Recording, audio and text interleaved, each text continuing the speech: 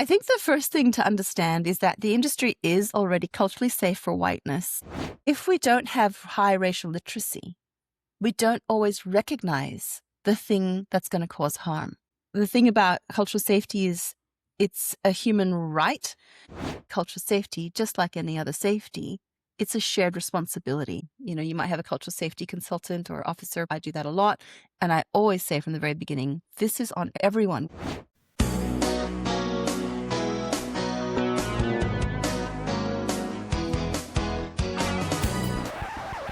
Welcome to We Interrupt This Broadcast. I'm Loani Arman, and with me today is Katrina Irawati Graham. Katrina is Indonesian-Australian, like myself. She's a writer, director, dramaturg, twice nominated for Australian Directors Guild Awards for her work on the Stand series Bali 2002, where she also developed the cultural safety framework. Selamat pagi, Katrina. Selamat pagi, Loani. I'm very glad that people can see us side by side. If you're just listening to it, then you might have to go look for pictures of us because people often mix us up in the industry. It's such an honor to be mistaken for you, Katrina, so I have no qualms. Now, Katrina, when you think about cultural safety, what does that term actually mean to you? I do want to just acknowledge that I'm on Yagra and Turrbal land and that sovereignty was never ceded, and that any discussion about cultural safety has to be also embedded in First Nations justice, and that the work of cultural safety as we know it has emerged from the work of Maori nurses and midwives in Aotearoa. I think the first thing to understand is that the industry is already culturally safe for whiteness. The way that the nation was formed on this continent was through genocide, it was through colonization, it was through a deep belief in white supremacy as the narrative of colonialism. Really, what that means is that the thing about cultural safety is it's a human right to be able to express ourselves culturally. That is something that sits in the United Nations and that has been declared across multiple pieces of legislation in many countries, that we have a right, including here, to express our culture, as long as it doesn't break the laws of the country. Like, there's all these caveats. The reason why there's a right to safety is because humans need safety in order to survive. That's the reason there's a right to shelter, is because we need shelter in order to survive, a right to food. And human dignity is also essential to human life. And expressing culture is one of the ways that we express our identity and our dignity. And so this is why human cultural safety, as it already exists, is allowing people who are protected by the whiteness to express themselves, to eat the food, speak the language, wear the clothes that suit this kind of broad culture. However, it's not always the same for people who are speaking a different language than English, have a different culture, and this includes deaf culture. It's not just ethnicity. When we talk about risk in the screen industry, we're so often looking at budgets, we're looking at timelines, but there's another kind of risk that isn't measured as clearly, and that's the harm that can occur in the process of storytelling itself when there isn't cultural safety for anyone who sits outside that whiteness. I think the thing around like budgets and deliveries and timelines is an essential part of the conversation. If you just think about it in terms of physical safety, so if you have an physically unsafe set and somebody gets hurt or people get killed, then that affects the budgets, the deadlines, the deliveries, the outcomes. Physical safety has a flow-on effect and also emerges from the culture of safety that sits on a set. So it's the same with cultural safety. Like, the flow-on effects can exist, and it also emerges from the culture of that set itself. And that's just the set. There's pre-production, post-production, marketing itself, care for audiences. There's a whole range of spheres that are very important to consider in terms of cultural safety.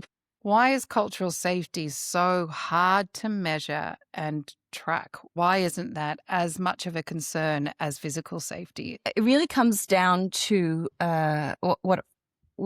racial literacy, which is the ability to see the world and understand through the racialized lens, understand what that lens is, where it came from, our position and relationship to it, and constantly be able to have a conversation about that. That's racial literacy, understanding that what racism is, so that you can actually see it. Many people think it's just when someone says something racist, and actually racism is a system. It's an interlocking system. It was created for the purpose of extraction and exploitation of resources. Let's talk about Britain, because that's who has colonized this land. And so there was an enclosure system where basically lands that was in common, in other words, people who are commoners, all figured out how to use this land together, right? And then the enclosures started to actually close. There's something like 500 laws passed that just basically said, this land now belongs to me and nobody can use this land. I'm the Lord. And, if you come and eat my deer, even if you're starving, if you drink from my water, even if you're thirsty, we can put you to death. So land was enclosed. Then that system, which is the precursor of capitalism, it grows. And it grows, and you have this capitalistic system, but it then gets exported as this thing called colonialism. So now they come to Australia and enclose an entire continent, right? We talk about racism. People think it's just because someone used a word, whatever, against you. And they know racism is the story of capitalism. We have to understand that link that's so strong. And so if people don't understand that, they're not going to necessarily see what the racist thing is that is happening. And cultural safety is an anti-racist process. So if there is a pool of oil that sits in the middle of a set, I can look at that. And as a human with a body, I can be like, if I slip in that oil or somebody else walks through that oil, they might slip. Again, going to harm, could be bad for the budget, could be bad for the deadline, could be timelines, let alone just bad for the human. So then we might say something. Everyone says, hey, there's an oil slick, just be careful. We all are responsible for that oil slick because we can all recognize that there's danger. If we don't have high racial literacy, we don't always recognize the thing that's going to cause harm, the racist slick. And if people don't recognize it, they're not going to name it, they're not going to do anything about it. And that's why I always say that cultural safety, just like any other safety, it's a shared responsibility. It's not on one person. We need to increase our racial literacy. We need to understand and identify what could cause harm, and we need to mitigate that harm given the resources that we have. It's interesting you bring up responsibility. Your work on Bali 2002 is really interesting because you came in as the director and undertook courage of building that cultural safety framework. The responsibility of cultural safety very often seems to fall on the shoulders of those who are likely to be most impacted by the lack of racial literacy, by the lack of awareness around what cultural safety is. How do we fix the loading of responsibility for cultural safety to fall on the shoulders of those who are most at risk of harm? Yeah, awesome question. The thing is, with Bali, for example, Screen Australia had as a deliverable a cultural safety document. For those of you who don't know about the series, it is about the Bali 2002 bombings.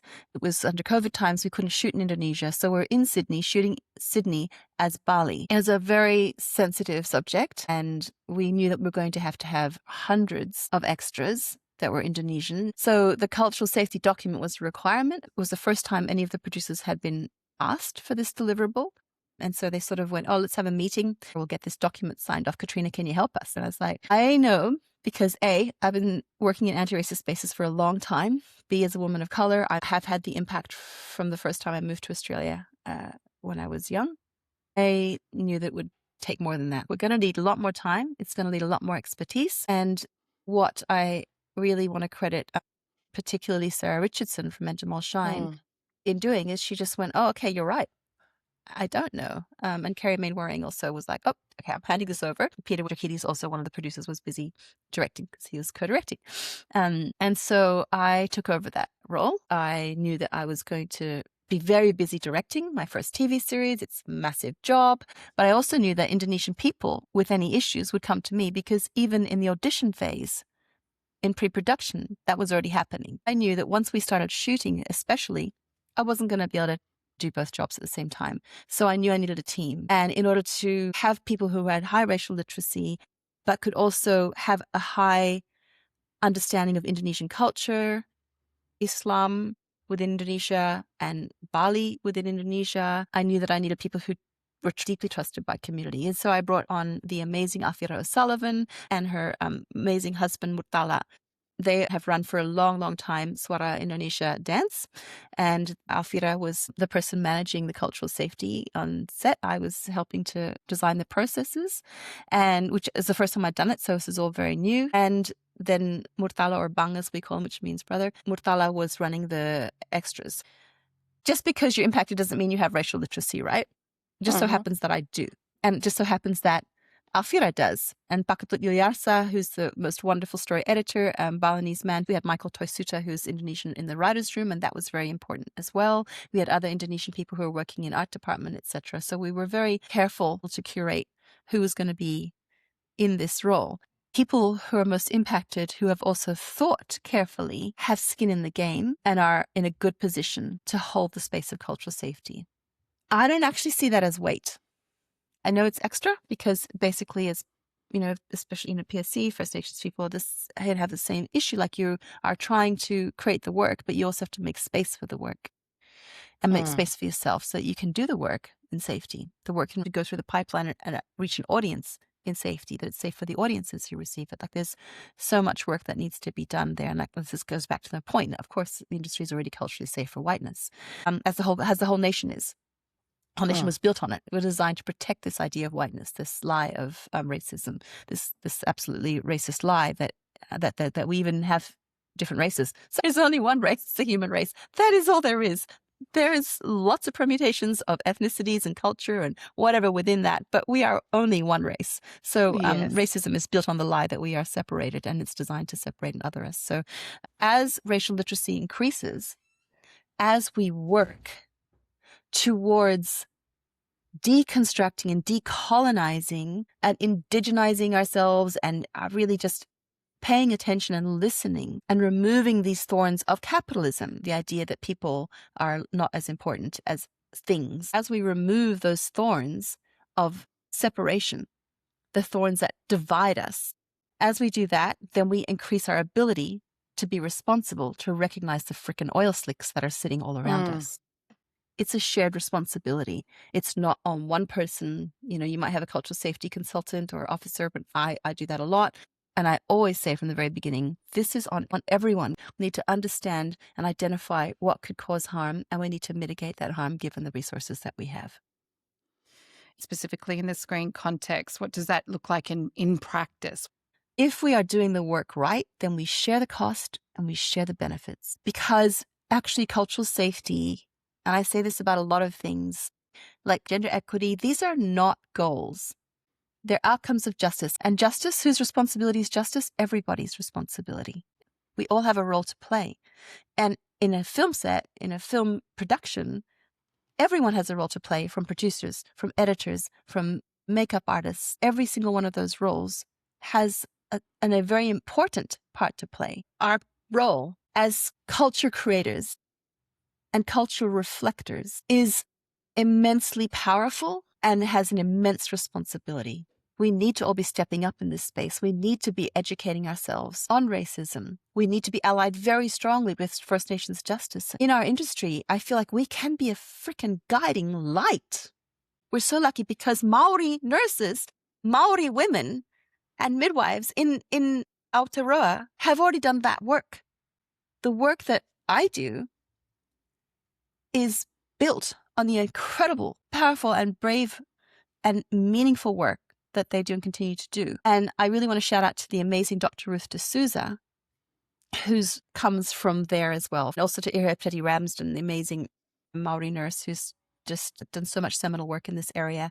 And it's up to us to take that legacy and pull it into our industry, because it's not like it's only the health industry that needs to deal with racism. Racism permeates everything. Our job is to figure out, what are we doing? Because systems only work through people, and we're people. So what part of that system is me? What's my role? We do have that opportunity to be a guiding light. But why aren't we stepping into that responsibility? It seems to lie and rest on a certain sector of the industry that has that racial literacy, that has that compassion, that has that understanding of the basic human right to feel safe, as well as meeting at the intersection of someone who has some informed knowledge of what the context of the story is. Looking at a pipeline that has many others within that aren't meeting that responsibility, and I would argue they're knowingly not meeting that responsibility. So there's an awareness of the need. There's an awareness of maybe gaps in knowledge that are very easily filled. Read a book, do a Katrina Irawati Graham workshop. The knowledge is there. But why aren't we meeting that responsibility? Why is this still a conversation? Why isn't the screen industry a guiding light in this space? Loani, crack. Yeah, yes. Settle in, listeners, because that was a big one. I love it. We always go back. Whose cost and whose benefit? We look at transatlantic slavery, which benefited the U.S. Let's look at that, where people came across to grab slaves in Africa, grab them, dehumanize people so that blackness of child, woman, man, chief, whatever culture was taken, stolen, and put into the Northern American space. We have to think, like, who benefited from that? Like, who benefited from treating people so poorly and from wrecking lands? If we look about this country, what happened to First Nations and continues to happen to First Nations people under this same system that is doing what it was meant to do from the very beginning, which is extract? It benefited this tiny England, so small, compared to Australia. The cost to this continent, the cost to First Nations people here, the wealth of hundreds and hundreds of tribes and mob that were here in care of land, the desecration of that benefited this small amount of people. That system was put in place then. Now, that system wasn't just about governance. It wasn't just about governing the land and parliament or whatever. Everything came out of that system, including the screen industry in Australia. The time when the screen industry began in Australia, why Australian policy still existed, that is the system that created this industry within which you and I are working now, within which First Nations people are working now, within which disabled people are working now, within which queer people are working now. Now, remember, systems are designed to replicate themselves. So our industry is also part of that system. We have to understand our role in the systems, and we have to be willing to be a wrench in that system, because I actually kind of regret how much time I've spent in the reformist space of this industry. Can you explain that a little bit? Because it's exhausting. Yeah. To your point, why isn't this industry changing? If you are benefiting, as a transatlantic slave benefited so many people for so long and continues because of the nature of inherited wealth, the wealth of that slavery considered to pass down, the poverty of slavery passed down, the trauma passed down, right? There's intergenerational relationships here. If you are locked in and benefiting from this system, and Deborah Herven's work shows who benefits, she basically took the stats and went, I can't see the relationships between people though. What kind of research models could I use to run these stats through to see the relationships? And she's like, who else studies relationships? Oh, cops study relationships when they are trying to understand criminal organizations. So she used that modeling, ran the Australian screen industry gender information through that modeling, and came out with this incredible, it looks like the universe. I'm going to do a little dodgy ass drawing so that you can see. For those of you who are listening, I've drawn a dot in the center of a page and I've drawn some legs coming out. So it kind of looks like a spider. Every one of those legs is a department. So each one of those legs then has little dots in it as well, because those dots are the people they've hired. And she just basically looked at that and then ran a gender screen through it. So we can see what looks like almost like a little galaxy. The center of that galaxy is the producer. All of the centers of those galaxies were male, white, male. They had one thing in common, actually. You're welcome to have a guess at what you think the one thing that all those white men had in common. I would say something to do with money, wealth. They all went to private boys' schools. Education, wealth, generational. Yeah. 100%. Privilege. It's class. Yeah. It's class. And where do we see that? Why? Because class is intersected with colonialism and capitalism, right? The intergenerational wealth. Who's privileged and who is not, okay? That's what Deborah Herven found was happening in our industry. Back to your question. Crunch. Why isn't our industry changing? Why should it? Why should the people who are benefiting change? And you don't have to be an ass. You don't have to be a horrible person necessarily to be benefiting, because you can just not recognize that you have a privilege and not be willing to put it down. I'm curious about when harm does occur, what is somebody supposed to do with that? Because you and I have both experienced that in our careers hundreds and hundreds of times. We're in a place now where we are fortunate enough to be able to give voice to that. It's still a confronting exercise. It still hurts. It's exhausting, but we can give a voice to that. What happens to those who can't? So I would say that the most important thing is community care. You don't have to be a Black person to understand if a Black person is in danger. You just have to be a human. When that oil slick's in the middle of the road and you know that you could fall in it, that's because you have a body and you know what it feels like when a body falls. Remember, racism is a narrative of capitalism and colonialism, and it's designed to separate us, to stop us seeing each other as human. It invisibilizes our pain. So the pain of the lash on the slave's back, that's not really pain. Women, they can't be raped because they don't feel pain. This is the dehumanization component. And it is our job to rehumanize everybody and to recognize the edges of our humanity and recognize the edges of where we are interpreting somebody else's humanity. So to your point about can you reform, can you work in the system? I think about, work of people who have come out of community, incredible First Nations people who have come into politics thinking that they can reform something there and then just gone.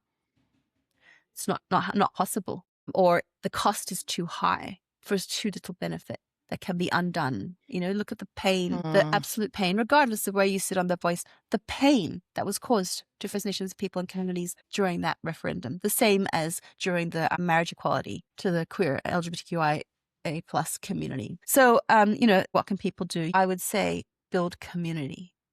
Build community. Reach out to other people. Increase your racial literacy. Together. Do it collectively. And look towards collective healing.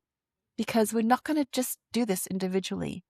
It's important for us to have these conversations so we can start building collective power in having the challenge, the wrenching, but even more importantly, the reimagining of what storytelling on screen can look like in this country. It is the most powerful tool that humans have is storytelling. And before you can see a better world and build a better world, you have to imagine a better world. And that's our role. And I guess that's a question I want to ask, the listeners and anyone watching this. It's like, what can you do today to bend the world to a more just and safer place? And that might be like, I'm going to reach out to my friend and I'm going to say, hey, I had this conversation. Let's talk about it. It might be, I'm going to start an organization. I'm going to join an organization. I'm going to make a film. What can you do today? Because there is always something that can bend the world to a more just place. We are sharing an ecosystem. Do we want an ecosystem that is going to build a better world? Or are we okay with this shit? The sad reality at the heart of this conversation is that people are okay with it.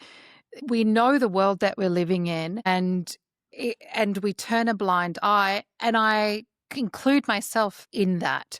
There are things that I will put my blinkers onto because I've only got so many things I can focus on in my life. Yeah. And some privileges I'm not willing to let go of. And I know that about myself. It's a beautiful reflection.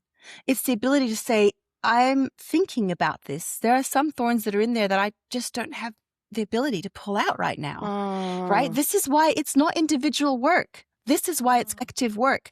It's our job to slipstream each other. It's so lonely. You and I have both had so many moments where we've been harmed. And I remember one very particular moment, we were harmed by the same person at the same time. Yeah. Through what might have seemed like a very harmless email to them, but created so much harm for both of us, and it was ongoing harm, and it exposed much bigger systemic problems from people I naively at the time thought were there to protect us and to protect that email ever landing in our inbox. And their request of us was so racist and so inappropriate. But I remember sitting on that alone, feeling so going back to what I was saying about what do you do when you don't know what to do with that harm, and crying for hours and hours and hours, and not knowing where that should go and not knowing who to talk to. So you're right. You're right when you say that it is community care and it is community healing, because as lonely as all of that felt and disorientating, I thought to you and I thought to my Indonesian sister. Yeah. My Indonesian doppelganger, my Indonesian other, who I didn't know at the time you'd received the same email. And I remember writing to you or calling you saying, I've got this email and I don't feel good and I don't know what to do with that. And we then connected over that experience and solidified our fight against what happened and did what we could. Ultimately, to your point about reform work, I think the fight to reform the system that broke us hurt us even more. But what I got out of that was you became part of my community, my ecosystem of care. Oh my God, Loani, I'm going to invite you and I'm going to invite the listeners, anyone who feels affected by that, the pain of being harmed in this industry, particularly racially harmed or unseen or whatever, just to put your hand on your heart and just breathe in as big as you can, a bit more, and then slowly blow it out as if you're blowing out a candle. When we do that, it's also known as the physiological sigh, it just regulates and tells our nervous system that we're safe. This is an important part of cultural safety work. So I'm just going to break this down. What's just happened is, like, you've just shared with me, and I know we've talked about this before, but in this podcast now, you've just shared the pain, which makes it less invisible. I saw your pain because I had pain as well. Mm-hmm. We were both received this stupid email that was so dismissive and racist that they didn't even know they were being dismissive and racist, but we both felt it because it landed in our bodies. And Loani was having her experience in her household with her children and her families managing that. And I was having the experience in my household with my children and my families managing that. And then when we realized that we both had received the same email, of course, this person was reaching out to Indonesian directors / writers, and really there's not a lot of us. How foolish were they to think that we don't talk to each other. And then what happened is then your pain becomes seen. My pain becomes seen. And in seeing each other's pains, we attune to the capacity to heal. So this is part of cultural safety. And with regulation, there's self-regulation. So even as you were speaking, I had my hand on my heart because I was breathing, feeling what you were saying and how that landed for me, that attunement. And then just now, we both breathed together. And anyone who's listening or watching this, hopefully you've also just breathed. So we've just gone from individual regulation to co-regulation and collective regulation. That's the healing component of cultural safety. What you were saying is, like, you can't do it all. Of course you can't. You didn't create it all. You can't uncreate it all. We collectively create this and lock into place this thing that we collectively need to uncreate. And it can be done. And it is being done. It is being done. And we can choose where our loyalty lies. Does our loyalty lie to our humanity? Does our loyalty lie to each other? Does our loyalty lie to stories?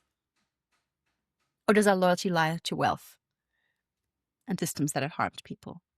Where's our loyalty? I can't tell you how many cultural safety plans I've read, and I'm sure you're the same, that are quite literally someone taking a cultural safety plan from a different production, copy, paste, change the names, change the context slightly. So there is a habit of cut and pasting cultural safety plans. I'm curious to hear from you, Katrina. What is that document intended to be? And then how is that document managed through the timeline of a production, all the way from development, production, post, delivery, marketing? Does it evolve? 100% is a living document. Cultural safety plans are plans that are embedded in the human right to dignity and to express culture. They are the process through which that right is protected. And I've been doing this for quite some time now, so I've developed a process, and it's still developing that process because every project I'm learning something. People ask me all the time, like, do you have is there a template? There isn't actually a template, but there are principles. Go back to looking at the principles of cultural safety that sit within the health world, that Irawati Ramsden and other Maori nurses. Look at the work of Dr. Ruth D'Souza. Listen to her Birthing and Justice podcast, because you may not be into birth, you have definitely been born, and the justice component is very important because you'll understand how that's in this arena, but what can be taken into our arena. Now, when I create a culture safety plan, what I look at, using all my spidey senses, talking to people, looking at the script very carefully, is I look for what are the needs, what are the culture safety needs that sit within the story, within the actual cast and crew, the people who are going to implement this thing, and then the audience and the community. I look at that, like, how does that actually work? I identify what the risks might be. I look at what can be used to mitigate those risks given the resources and capacity of the production. Using the principles, justice, equity, using my racial literacy to understand, for example, we have a woman who is an Asian woman in this. Asian women are historically highly sexualized, hypersexualized in this space, to devastating outcomes in real world. What do we do in this work? What can the makeup artist do? How is she being costumed? How is she being lit? How is she being edited? What music is going over her? What context is the writing placing her in? What other characters are in that room? So I try and write a cultural safety plan that bases on principles, has the risks and potential mitigations that should go out to every department head. And they can think, what does my department do? What's my responsibility within this department, given my capacity and resources? And the truth is that a lot of this stuff doesn't even have to cost a lot of money. If you get on it early enough, then you don't make the mistakes early. You don't have to try and scrabble and save people's asses or save the story or whatever in the middle of it. Bring a cultural safety consultant in early. People often say, oh, I've got a cultural consultant. I was like, I'm not a cultural consultant. That's a very different role. I think that's a really great distinction to make. There's a tendency in to marry the two together and misunderstand what each means. Can you clarify the difference? Yeah. So one of the things that I do when I'm doing my master classes is I put up a table, and the table has cultural competency or cultural awareness, cultural consultancy, and cultural safety. And I make the distinction between those based upon responsibility. So cultural competency or awareness, when we're looking at that, that's an individual thing. That's me saying, hey, did you know that if you're going to have an Indonesian on this, like, they shouldn't be passing anything with their left hand, because we use that to wipe our bums, to wash our bums. We have very clean hands, by the way. So in bums. So it's like, it's an individual responsibility. You learn something and you either, pass that on, don't use it or don't use it, whatever. And the purpose is for you to have an understanding, a cultural understanding. But there's no discussion of power in that, right? You can take, not take. I could tell, not tell. There's no power addressed in that. If we look at cultural consultancy, that's also individual. I'm hiring someone in because they know something about, let's say, Bosnian culture. My husband's from a Bosnian background. So let's say I hire somebody in who understands Bosnian culture. That's my culture consultant. They can tell me all the stuff that I want to know. Like, would a Bosnian do this? What kind of shoes would a Bosnian, what kind of shopping would be in the markets? Like, I can ask them all those questions, but there's no shared power again. Because a culture consultant can say stuff and it can be taken on, not taken on, whatever. There isn't an equality of power. How does that play out into the costs and benefits? Communal responsibility means shared costs, shared benefits. We all till the field together and we all eat that grain. That's the nature of communal, right? The goal isn't cultural safety. The goal is justice and equity, and cultural safety is an outcome of that. So that's a different goal. You're going to prepare it differently, going to measure it differently, you're going to budget it in a different way. And that relies on shared power or abrogated power. Like Sarah Richardson, she was like, I actually don't know how to do this. I'm going to support you. She actually abrogated the power and then shared it later. So that's what the difference is between them. And I'm hoping people will understand that they are very different things. We really need to be moving into the space of justice and equity as a goal. And if that's our goal, honestly, cultural safety will become an outcome that we don't even need cultural safety people, because because white people don't do it, right? Whiteness doesn't say, I'm doing Neighbours, everyone's white, and now I need a cultural safety person to say that it's okay to speak English. Don't need that. When there's power and equity in cultural spaces, we won't need that either. But when cultural safety does break down on a production, and you can have a team that identifies that, so you can have producers that identify that, want to be accountable for that, but the accountability in the reparation process completely breaks down. What does meaningful accountability look like? the thing about accountability is it does require a process. People don't change from comfort. We change from discomfort, myself included. And so sometimes I feel like as an activist or an advocate, like my job is to bring the discomfort. And for some people, that'll be very simple. They're like, I just can see there's a thorn of racism in me. Jeez, I did not want that. What can I do? And they will automatically want to be accountable. Other people need a lot more pressure before they feel uncomfortable because they're sitting in so much comfort. For some people, it's just an emotional idea. The idea makes them uncomfortable. For some people, they actually need to be feeling it. Like, I might lose my job, or I am being ostracized by everybody, or I'm being sued. They have these other things that they need before they actually do something about it. Look what Brittany Higgins has gone through. That's just ridiculous. Why did she have to go through that? It was bad enough that she was harmed. But then the accountability process was devastating. And we know that because accountability processes have been created again by the same systems, whose cost, whose benefit, we know who they protect. So I would say in terms of accountability, it's really important to have that conversation up early. I have a deep belief that if you set things up properly in the beginning, you minimize the risk. I have a whole 1 hour process that's purely about this. So we sit down and I take people through a process of embodied need. Like, what does your body need to feel safe? What does it look like? It's bespoke. If you and I were doing it, what makes you feel safe might not be the same as what makes me feel safe, but we both have the need to be safe, right? So we're exploring that from an embodied way. Like, when I feel safe, I feel like I'm lying in bed and I can hear my husband cooking food for me in the other room. You'd be surprised how often that comes up. Someone's lying in bed and someone's like, the grandma's looking for them, whatever. Like, someone's taking care of them, but they don't have to do anything. They can just be in their room and know they're being taken care of. And so, like, that's need, right? So that's specific things. We put that down. And out of that, we say, if that's what we want, I want, when we're working together, Loani, that we feel this thing, this nice, comfy thing. What do we need to do for each other? How do we show up for each other to create that environment? And that creates the community care guidelines. And then those guidelines are a living document and they're displayed. Every time someone walks into that rehearsal room, it's on the wall. I would say in our check-ins, let's check in based upon what's on the wall. So someone would say, today I feel like I'm really relating to turning up as you are. It's okay to turn up as you are because I didn't sleep very well last night. And I'm going to do my very best. I want everyone to know, but I actually am really tired. My parents weren't well last night. My child wasn't well, whatever. I wasn't well. And so that's an activation of care. If we activate those correctly and we constantly micro correct, which is why I think it's so good to have someone who's doing cultural safety in the room every day, because you see small things. You don't wait till they're big and people are freaking out or they haven't talked about it. You can micro correct.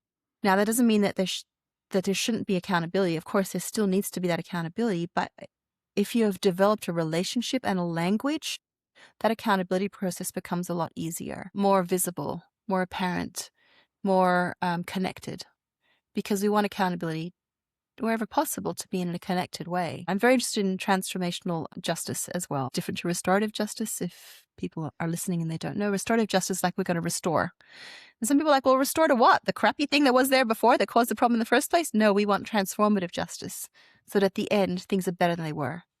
I'm very interested in transformative justice and holding that within the accountability space and working from embodied needs and shared care for each other. Katrina, we ask all our guests on the podcast to share a big idea that could shape the future of the Australian screen industry. So, Katrina Irawati Graham, my twin, what's your big idea?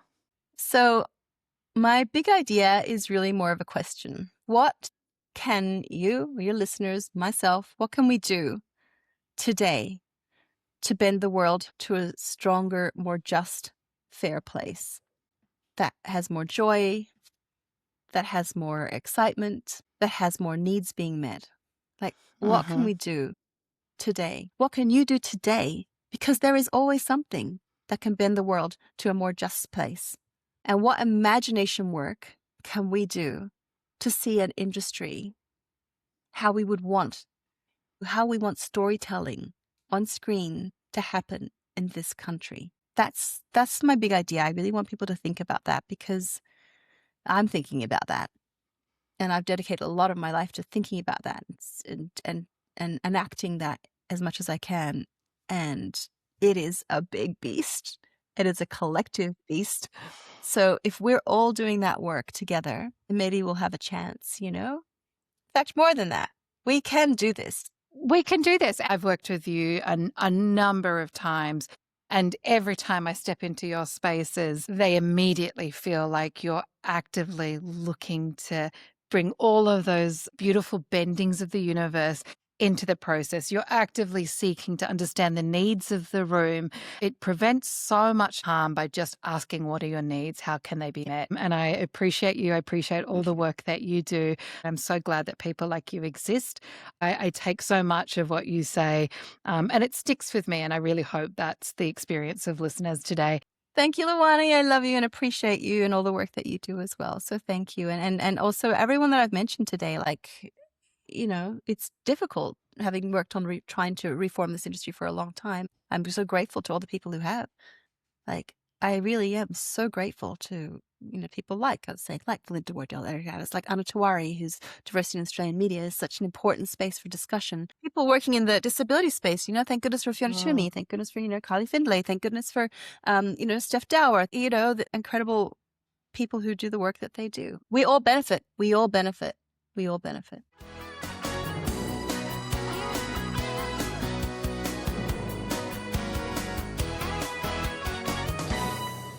We Interrupt This broadcast is recorded on the unceded lands of the Gadigal people of the Eora Nation, the Turrbal and Yagara people, the Yugambeh language people, and the Kaurna people of the Adelaide Plains, and we acknowledge them as the traditional custodians and first storytellers of these regions. always was, always will be.